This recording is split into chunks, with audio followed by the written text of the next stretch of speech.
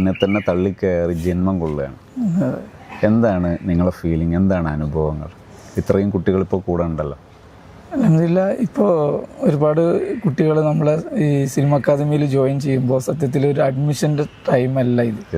അഡ്മിഷൻ്റെ സമയമല്ല എന്നുള്ളതിൻ്റെ അപ്പുറത്ത് എക്സാമിനെ ഫേസ് ചെയ്യാൻ നിൽക്കുന്ന ഒരു സമയത്താണ്. ഏകദേശം 2 മാസം മുമ്പാണ് ഇങ്ങനെ കുട്ടികൾ പറഞ്ഞ പോലെ തള്ളിക്കയറി വന്നു എന്ന് പറയുകയാണെങ്കിൽ.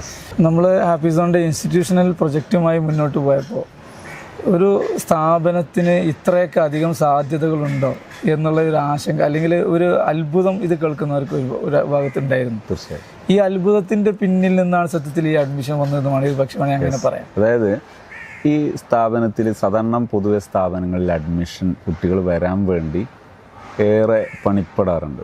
നിങ്ങൾക്ക് ഫീലിംഗ് എന്താ?